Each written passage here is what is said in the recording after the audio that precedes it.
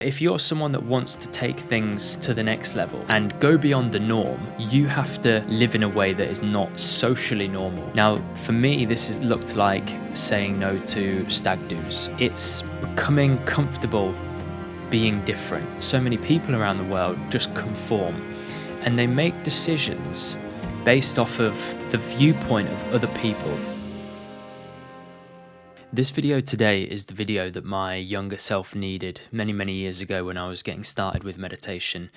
I'm going to be making this video quite literally as if I was talking directly to my younger self and providing different tips and insights that I think would have been valuable to know about back then. As the title suggests, I got into meditation when I was 6 years old. It's a path now that I've been on for about 25 years. I was in the fortunate position where my dad was a meditation teacher and I was also taught by his main teacher. So I had great people around me and I had a very unique upbringing. But I like to think that I'm just like you. I'm just a quote unquote normal person.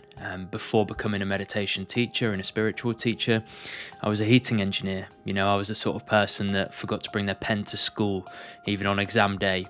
I didn't really do particularly well at school. I got into trouble at different points in my life. I've had the period and the phase that many of us go through where we perhaps go out drinking and we make many mistakes in life. But over the last 10 years or so, I've streamlined my life and I've devoted myself really totally to meditation and the spiritual path. So over the course of my entire life, I've gained a hell of a lot of lessons and insights that I'm going to be sharing with you today, which I think are going to be valuable.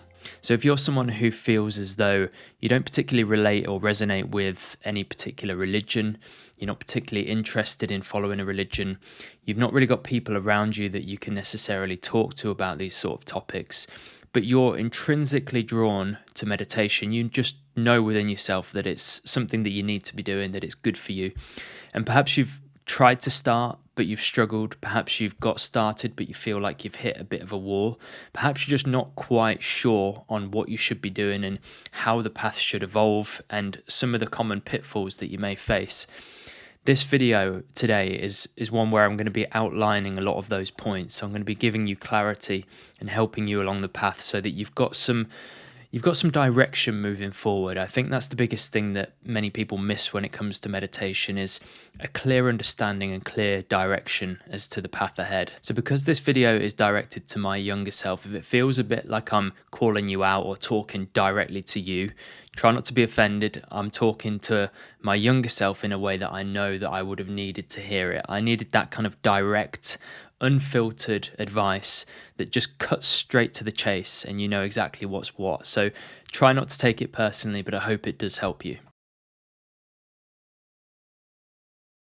The first thing that I need you to know is related to focus. Now, many people will tell you that all you need to do is meditate in the morning, meditate every single day, devote half an hour or an hour to the practice, and that's pretty much all you need to do. The results will follow that. Now, that is true up to a certain point, but what you'll find is that over the course of time, you will reach a threshold where that just doesn't cut it anymore. And the way that I would try to liken this is if you've ever trained for like a 5K or a 10K or even a marathon or ultramarathon race, what you'll notice is that if you started off, for example, running 3 times a week for 30 minutes, you will get to a point in time where your fitness plateaus. It doesn't go beyond what you're putting in. You've reached a threshold of what that amount of effort and time will reward you with. The fitness gains are not going to be there. You would have to either increase the intensity or be running more frequently. Something has to change or increase or expand in order for you to continue growing in that same trajectory. Meditation is very much the same. When you first start off, 10 minutes a day, 15, 20, 30 minutes a day, that is going to feel like a big task, and the rewards of that are going to be quite noticeable in a short period of time. So perhaps within the first 3 to 6 months, you may notice a steep curve in as much as how calm you feel, how balanced you feel, how aspects of your life start to improve. But where many people will suddenly find themselves is that 6 months in or a year in, maybe even a little bit longer, they will reach a point where it doesn't feel like they're progressing anymore. What at this stage is important that you look into is where your focus is. Our brain, our mind is very much like RAM on a computer. There's only so much processing power that we have.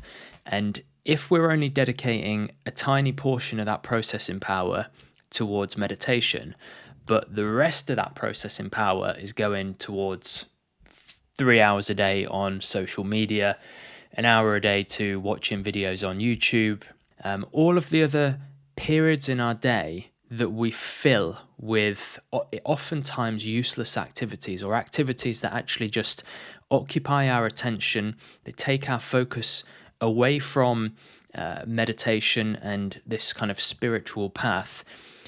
That time needs to be allocated. When we're trying to step up with our practice, when we're trying to take things to the next level and go beyond the norm is I meditate 20 minutes a day and that's all I do. And that kind of ticks the box for me meditating and me being someone that looks after my mental health. But if you're someone that wants to take things to the next level, then the amount of time, effort, mental energy that you need to dedicate towards that task is a lot more than the average person is prepared to or currently dedicating towards that task, towards that goal. Now it's time to actually step up the quantity of your meditation. And it might be that you're currently meditating for 30 minutes and you need to now step it up to 45 minutes, or look into your day and find ways of weaving your meditation into the actual day. And I don't mean like sitting down more often and actually sitting down and meditating, but perhaps you need to find and adopt a mantra. Perhaps you need to start communicating with the divine, because it's important to remember that meditation is really an umbrella term, but it denotes connecting with the divine. Anytime that you're in a communion with the divine, whether it's contemplation, whether it's single-pointed meditation, whether it's a deeper state, that is a state of meditation. So you can be meditating when you're walking to work. You can be meditating when you're on the tube, when you're driving to work, when you're doing the dishes. Anytime when you're not using your brain power and your brain is just, maybe you're doing more labor sort of work, or you're traveling, you're commuting. These are times when you can start being in a state of meditation, which, as I say, means to connect yourself inwardly with the divine, talk to the divine. And it doesn't mean that you need to follow a deity. It doesn't mean that you need to label it as being God. You might just picture in your mind white light. You might have a symbol that to you represents the divine. You may well follow a deity or just nothingness. It doesn't really matter, as long as to you it feels natural and good and you're establishing that connection more and more frequently throughout the day. One thing I had to get very comfortable with in life is becoming the black sheep. Now, I think when it comes to progressing spiritually, when it comes to developing in meditation and really taking your spiritual progress and your mental state to the next level and to levels beyond the norm, you have to live in a way that is not socially normal. Now, for me, this has looked like saying no to stag do's. It's saying no to going out for nights out. It's making a YouTube channel and talking about things that I want to talk about, even though I know many of my friends are going to watch these videos and think, what on earth is going on with Ben? It's becoming comfortable being different. I think so many of us, so many people around the world just conform, and they make decisions based off of the viewpoint of other people. They make a decision in life and have one eye on what other people are going to think about the decision that they're making. Now, I want to put that to you today. Think about the decisions you make in terms of inquiring and delving deeper into your spiritual interest and this desire that you may have to want to meditate more and progress with meditation. And think about how much of those decisions you have one eye on. What are other people thinking of this? What are my mates going to think about this? What are my family going to think about this? And how much does that influence your decision making? If you really want to progress with this, if you want to reach the heights of people like the Shivapuri Baba or amazing saints who have reached states of mind that are just incomprehensible for a normal human being, you have to act and live and align your habits in a way that is very different to the normal person. Now, I personally find that really exciting. I've never been someone that's enjoyed conforming or enjoyed being similar to kind of the average Joe. Perhaps that's ego, I'm not really sure, but I personally find it very exciting to aspire to these great saints who have paved the way, people like Buddha, people like the Shivapuri Baba, as I say, who have reached the very pinnacle of this work and have, liberated themselves. To me, that's exciting. And I want to base my decision making in alignment with people like that, as opposed to, everyday people, basically. Now, a lot of westernized approaches to meditation, in my opinion, and I don't mean this in a way to offend anyone, are very limited and have been very, very diluted and have kind of gone off track of what the actual purpose of meditation is. And I think many Western teachers and teachings have included things now that we just take as being normal, but actually from a core perspective or from the origins of meditation, these were not the ways that many people taught and many people practiced meditation. So, for example, a lot of the ways that people work with energy now is a very westernized approach to meditation. You don't see that in Buddhism so much. You don't see that so much in even yoga, traditional yoga. But in westernized versions of teaching, it's very much about visualizing certain scenarios, moving energy in certain ways, trying to open or work on specific chakras. And now what I'm saying now is actually quite controversial, because I know that for many people who are into meditation, or who have been, especially if you've studied meditation for a few years, you've probably studied through YouTube and through videos, primarily probably on YouTube. And many of the teachers who you will have learned from, I would imagine, talk from a very Western perspective, and they will talk about the meaning behind the chakras, but which, by the way, has also been massively influenced by the Western perspective and is not necessarily a traditional belief. It's just a kind of belief that has been formed in more recent years that everyone now who's getting into spirituality just takes as being fact. The meaning behind the different chakras and how to open them, or whether they're closed, or all this type of thing. To me, this is very Western, and in the way that I was taught to kind of not go down that path. I was taught very ancient yogic methods of meditation, which are simple but direct. And now, having got to the point where I've implemented these for many, many years, I can see why. I can see how they develop your mind, how they calm the mind, how they make the mind still, how they actually develop equanimity in you, how they actually teach you to become peaceful no matter what is going on in your environment. Now, I don't see that so much within Western teachings and teachers. I see a lot of teachers that teach these kind of elaborate versions of meditation, but then I don't see the congruence of them living a life that is in alignment with that, if that makes sense. Oftentimes they're quite mentally unstable, they're quite kind of dramatic people, and I'm like, you're teaching meditation, but you're not living as though you've practiced meditation your whole life. I think the practices that many people practice have been diluted massively. And so this message in this key point is around sticking with ancient, single-pointed, traditional methods of meditation, and not allowing these diluted versions of meditation to take over. Be simplistic with the practice. The mind does not like simplicity, but it needs simplicity. In the same way that the body may give off pain when you exercise it, it needs exercise. The body needs movement, the mind needs stillness. Now, if you're sitting in meditation and you're doing all these elaborate visualizations and you're moving energy here and you're working on this chakra and you're thinking your third eye's opening and you're doing all these things that are actually oftentimes a product of your mind, or they're based upon the direction of teachers who have got diluted teachings themselves. and they're not teaching perhaps from the point of view of truth. So just be careful is basically what I'm saying. Meditation just wants to be simple. The mind needs to be a master of simplicity, of equanimity. And if you look into ancient Buddhist teachings on meditation, they're all very, very simple most of the time. Now, this isn't to say that visualizations are really bad or you should avoid them. There's a lot of benefit in doing visualizations, but generally speaking, they should be quite specific. And I would personally take the advice of teachers who you feel have put in this work themselves and have actually got the fruits of what they're teaching. They're not just teaching it from, having read it from a book or having practiced it for a year or two. They've actually gone through the apprenticeship of implementing these teachings for many, many, many, many years and experiencing the benefits.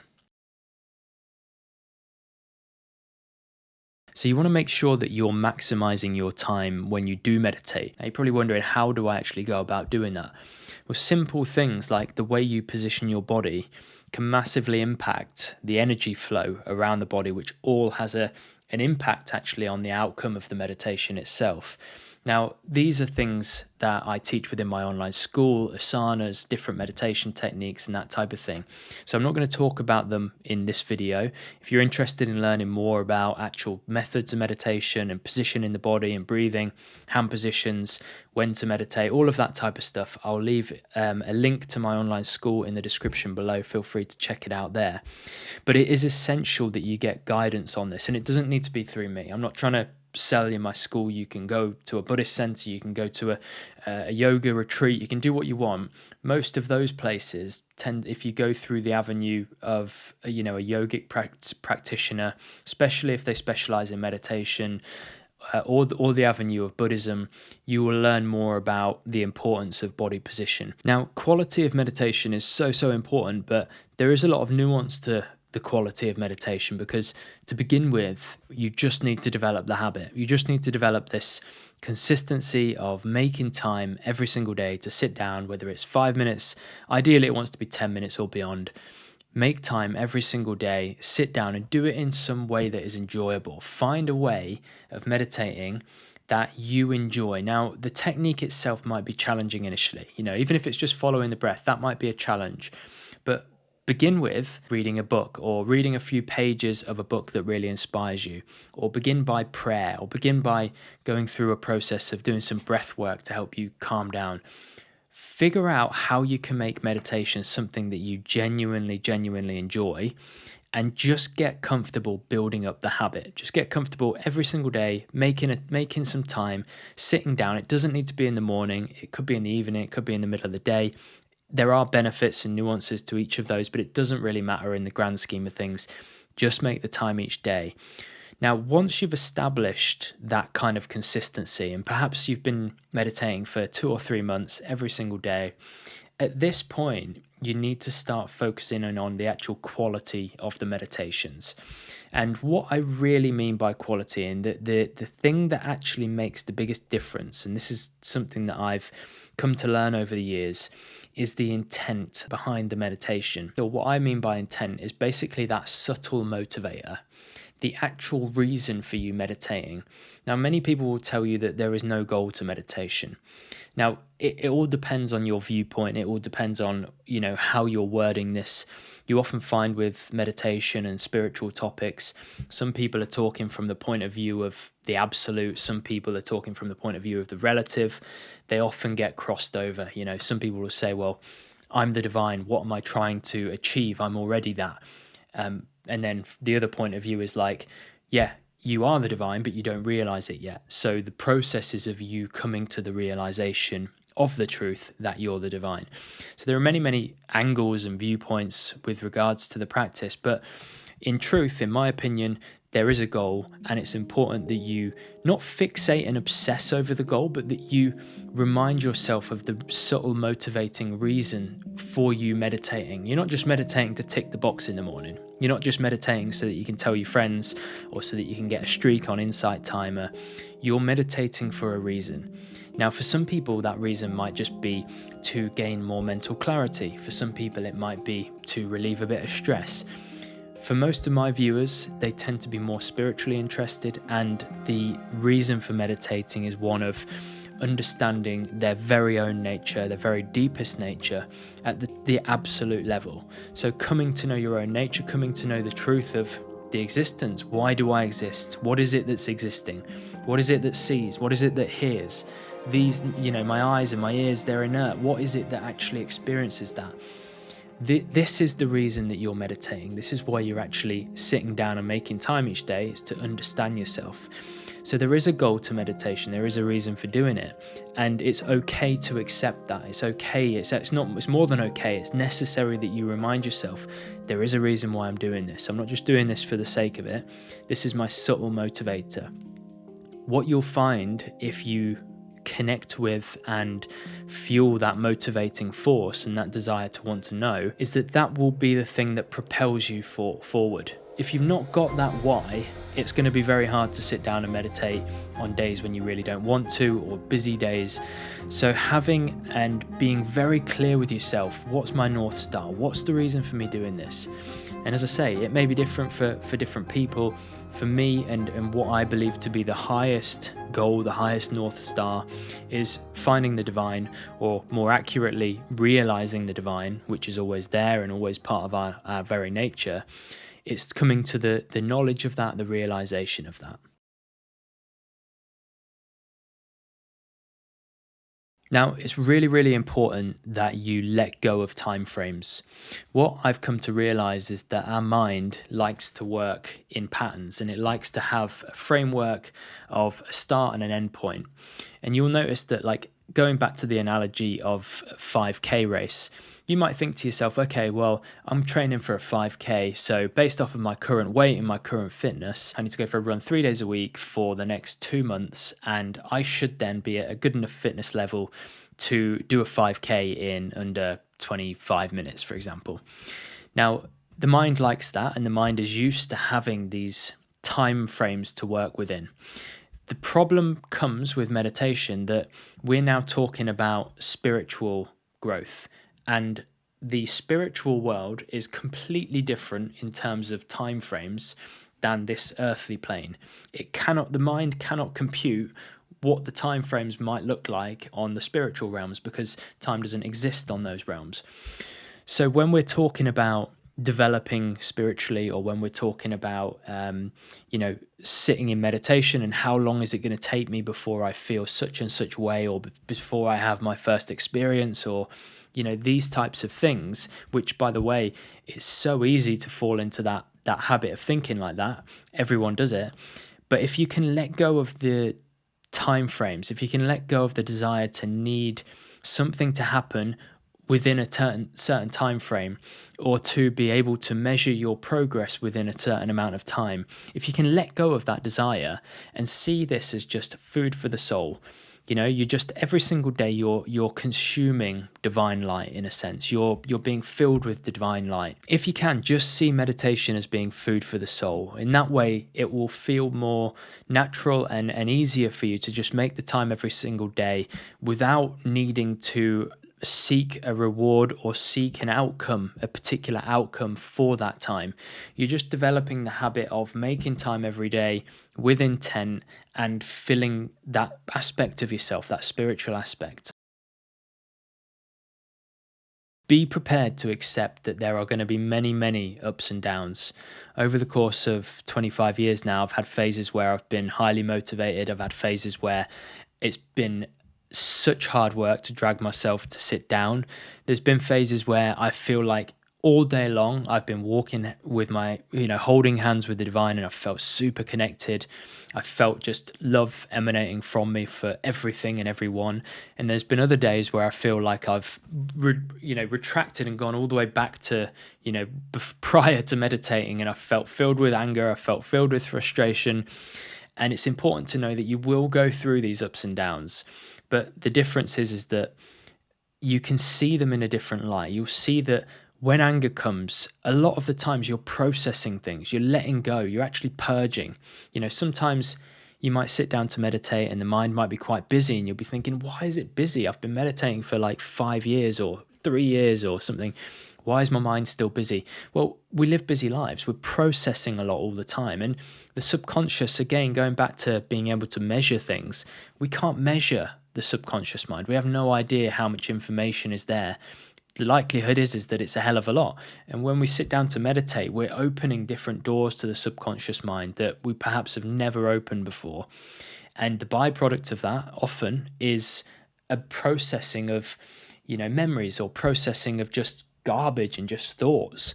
So if you can, see those moments in a positive light, see that they're helping you to progress, and also they help us to develop equanimity at all times. Meditation is all about training ourselves in the art of remaining equanimous no matter what's happening. Now, oftentimes we get good at doing that in the meditation, but then anything that happens outside of the meditation, or if like the overall practice itself becomes quite difficult, we forget that. And we think, why is this not easy? Why is this not just bliss all the time? Why am I not always in a state of peace when I'm meditating? But the truth is that we should accept difficulties, and we should accept pleasure with an equal mind.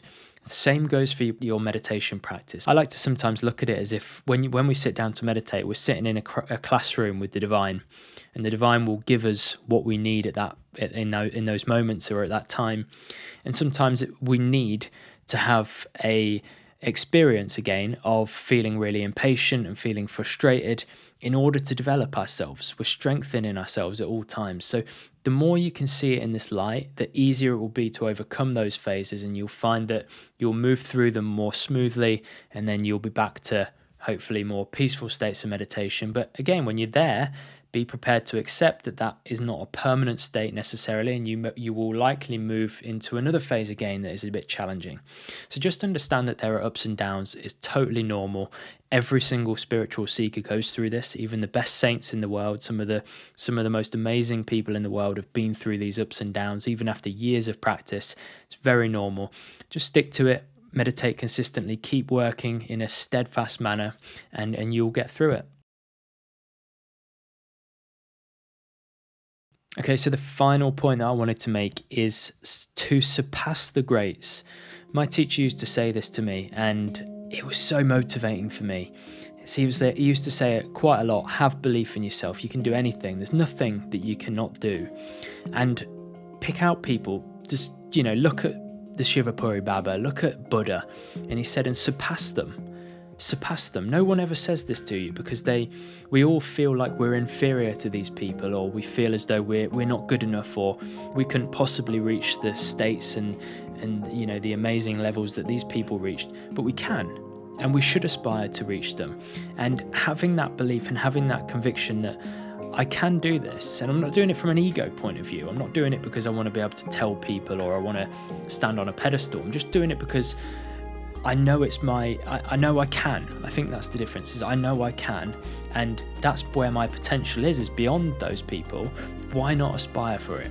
So for me, I found this very, very inspiring, very motivating, and I'm not suggesting, by the way, that I have surpassed these people. By no means have I, but it's nice to aspire, and for me that motivates me.